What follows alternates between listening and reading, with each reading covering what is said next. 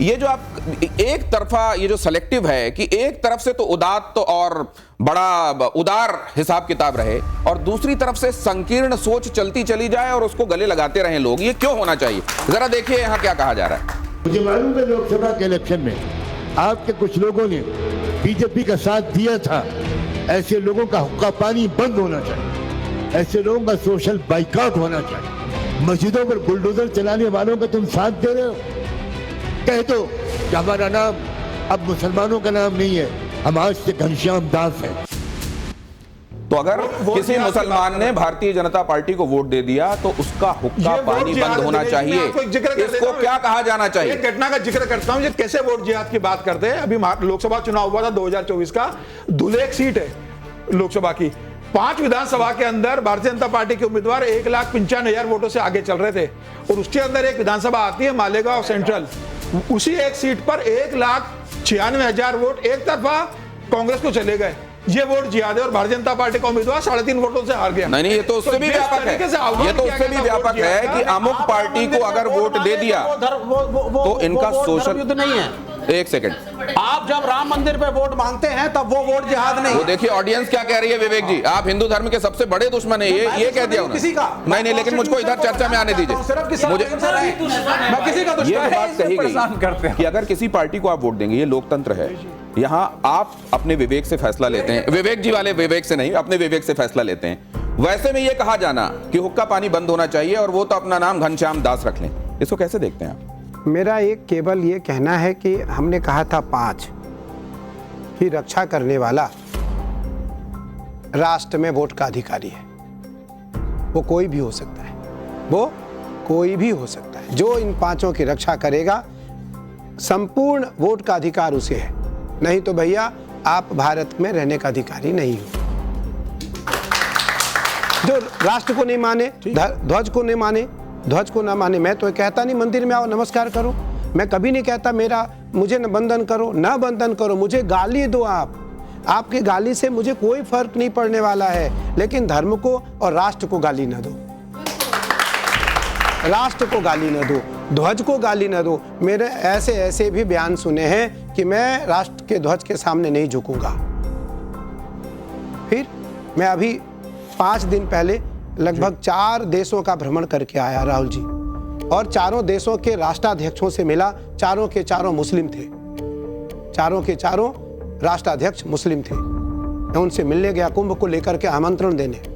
4 ने क्या कहा, स्वामी जी मैं मुस्लिम हूँ, मेरे आने से कोई आपत्ति तो नहीं है। हमने कहा आप मुझे अंदर से बताओ क्या चाहते हो। बोले मैं मानता हूँ आपको। 4 की बात है, 4 का वाक्य है और 4 उस देश के मालिक हैं। 4 ने कहा मैं आपको मानता हूँ। हमने क्यों मानते हो आप? बोले संसार में मैंने पहला एक साधु देखा है जो 35 वर्षों से महादेव की एक आसन से 22 घंटे साधना करता है। ये जरूर आपको देखना चाहिए। इसके करोड़ों करोड़ लोग इसको देख चुके हैं और उस आसन में लगातार बैठे हुए महादेव का लगातार अभिषेक करते हुए स्वामी जी को जब लोग देखते हैं तो आश्चर्यचकित भी होते हैं। और उसके बाद जब स्वामी जी उठते हैं, क्योंकि इतनी देर तक लगातार बैठे रहने की वजह से पैर में आप जानते हैं राहुल जी ये वीडियो है, ये देखिए जरा, और ये 35 वर्षों से इस जीवन का है, इस जीवन का। देखिए ये मेरी आस्था है, इस पे आप कोई, हाँ ये मेरा विषय है। और मैं महादेव, देखिए मेरा जन्म डिबेट के लिए नहीं हुआ, फिर मैं बता रहा हूँ, मेरा जीवन तो इसके लिए हुआ है। लेकिन अच्छा है मुझे आज यहाँ आना हुआ और आपसे मिलना हुआ।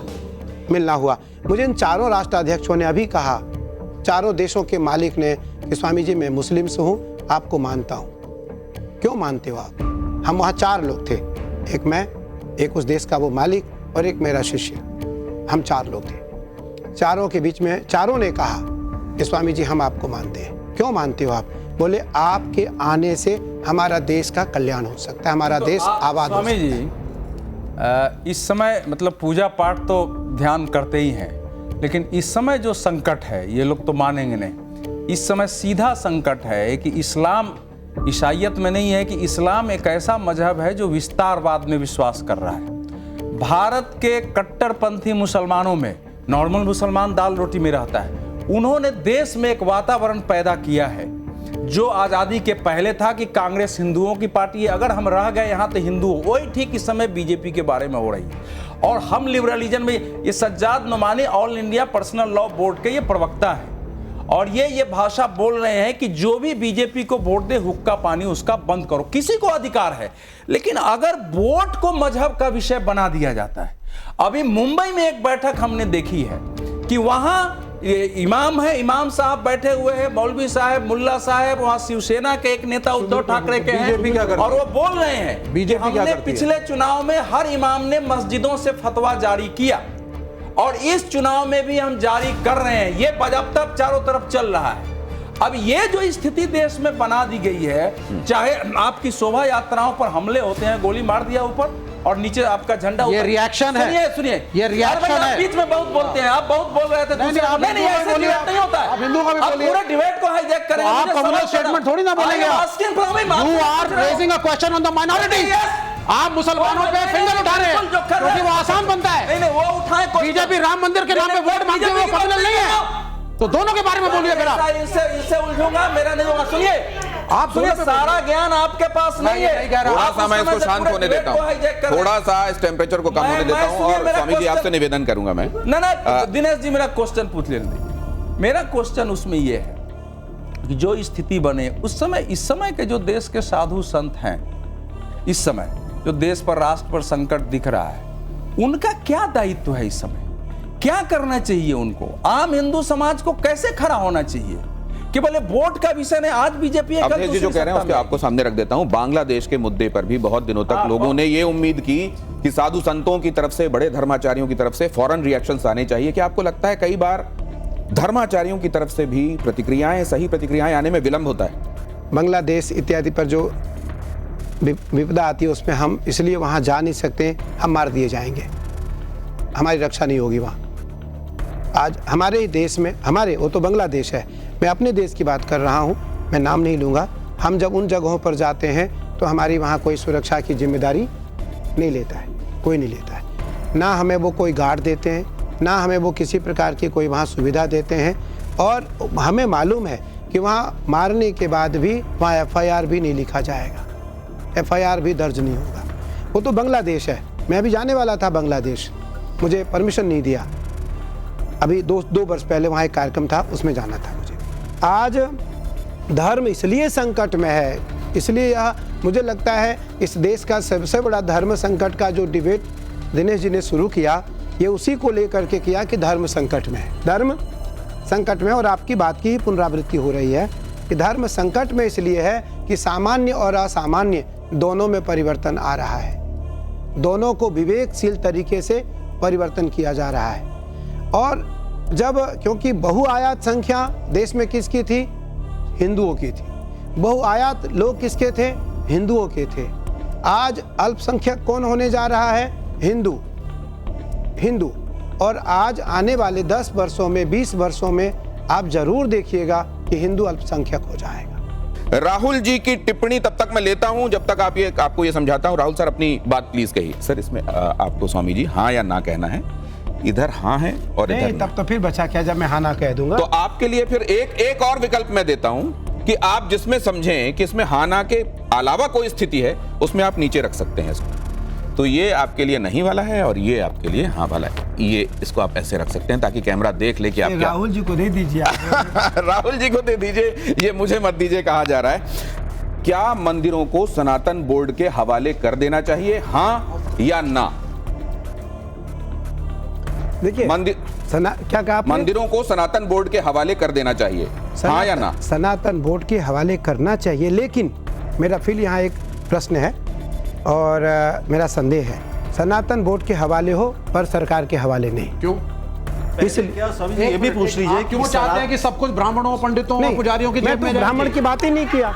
अभी मैं हाँ या ना पे हूं सर, इसमें ज्यादा गुंजाइश नहीं है। अगला सवाल, ये आपने इसमें हाँ कहा है या ना कहा है? प्रारूप क्या होगा? एक सेकंड, वो पैसा देश, सर वो उस पर जाएंगे, वो डिटेल चर्चा है, प्लीज इसको हाँ ना में रहने दीजिए। सर इसमें आपने स्वामी जी हाँ कहा है कि ना कहा है?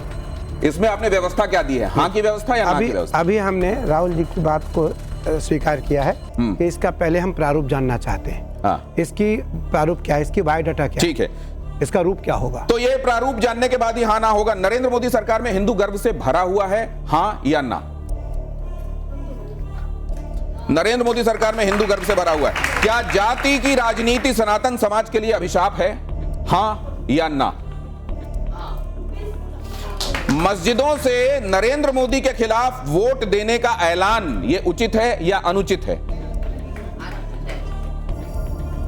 नहीं होना चाहिए तो नहीं, हां, और अगर होना चाहिए तो हां। देखिए, मैं मोदी जी की वोट की बात ही नहीं करता। मैं तो राष्ट्र की रक्षा करने वाले व्यक्ति को वोट चाहता हूं। राष्ट्र की रक्षा के लिए वोट होना चाहिए। कांग्रेस सेकुलर है या नहीं है? हां सेकुलर है, सेकुलर नहीं है नो। आप किससे कहवा रहे हैं? अगला सवाल, बीजेपी बीते 10 वर्षों में बीजेपी ने जो काम किया है वो ऐतिहासिक है? हां, या और भी कुछ हो सकता था? तो नहीं, ऐतिहासिक। ऐतिहासिक है। बटेंगे तो कटेंगे, एक रहेंगे तो सेफ रहेंगे, सनातन के लिए ये आवश्यक है, ये धारणा या नहीं? ये इसका रूप क्या है? क्या बटेंगे कटेंगे?